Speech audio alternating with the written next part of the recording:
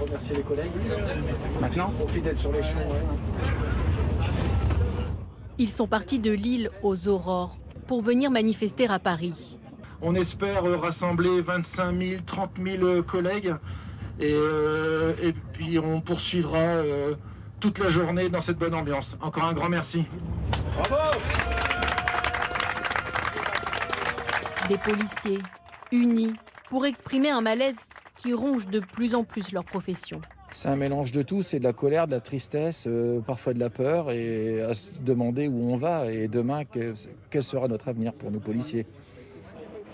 Et parmi ces quelques 500 policiers venus du Nord, Loïc Imbert, major de police à Calais. En 30 ans de maison, il a vu la profession évoluer. Et aujourd'hui, il dénonce le laxisme de la justice, auquel il est, dit-il, confronté quotidiennement. Moi, je m'en rends bien compte dans mon service, où je fais beaucoup d'enquêtes, que les enquêtes aboutissent. On arrive à retrouver les auteurs, on arrive à les présenter devant la justice, mais on n'a pas la réponse pénale qu'on attend. C'est ce qui était l'objet aussi de notre venue aujourd'hui, c'est de faire entendre qu'on ne travaille pas pour rien, on attend une réponse pénale aux enquêtes qu'on fait. Une frustration que ressentent de nombreux policiers. Ce sentiment de ne pas être suivi par la justice.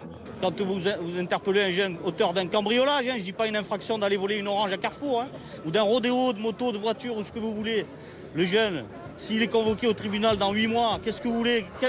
Quelle réponse vous lui faites là? Quel exemple vous donnez là, aux jeunes du quartier qui le voient sortir du commissariat? Voilà, ça se passe comme ça tous les jours c'est comme ça. Comme lui, plus de 35 000 policiers, selon les organisateurs, ont répondu à l'appel des syndicats.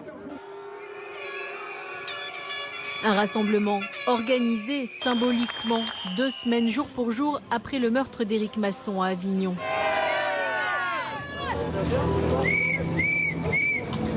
Un nouveau cri d'alerte à l'attention du gouvernement. Et pour montrer que le message est passé, Gérald Darmanin fait le déplacement dans la foule, au contact direct des policiers. On l'a au cœur ce boulot et c'est important pour nous.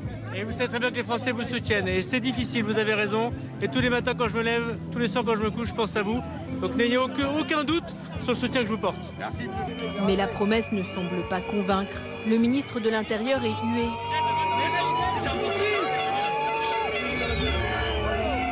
Tout comme un autre ministre, lui absent, mais directement visé par les syndicats qui réclament une réponse pénale plus forte et notamment des peines minimales pour les agresseurs de policiers. Que penser du message du garde des Sceaux? Écoutez bien, le garde des Sceaux qui déclare: ce ministre de la Justice qui déclare: je suis le ministre des prisonniers. Charles Pasqua disait qu'il fallait terroriser les terroristes.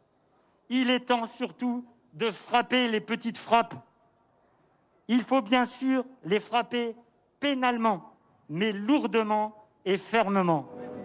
Des prises de parole face au bâtiment de l'Assemblée nationale, d'où Éric Dupond-Moretti répond quelques heures plus tard aux attaques des policiers.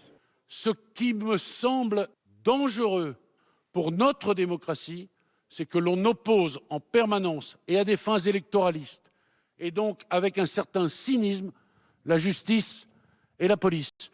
Et moi j'affirme que sur le terrain, magistrats et policiers travaillent ensemble. Alors qu'il y ait telle ou telle affaire qui a pu dysfonctionner, je l'entends bien sûr. Des mots qui risquent de ne pas suffire à apaiser la colère que cristallise le garde des Sceaux et la justice qu'il représente.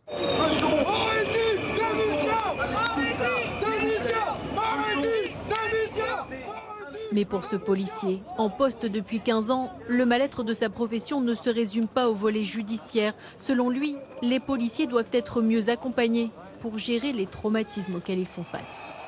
J'ai vécu 2 fusillades mortelles dans ma carrière. Une première où je me suis fait tirer dessus et où on a dû abattre l'individu qui nous tirait dessus. Derrière ça, on n'a eu aucun suivi psychologique.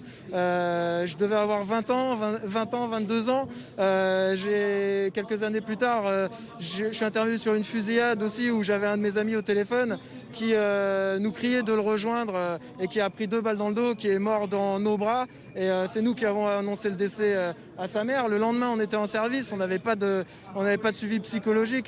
Pour répondre à la grogne des policiers, le gouvernement a déjà pris des engagements, comme étendre à 30 ans la période de sûreté pour les personnes condamnées à perpétuité pour un crime contre un policier ou un gendarme.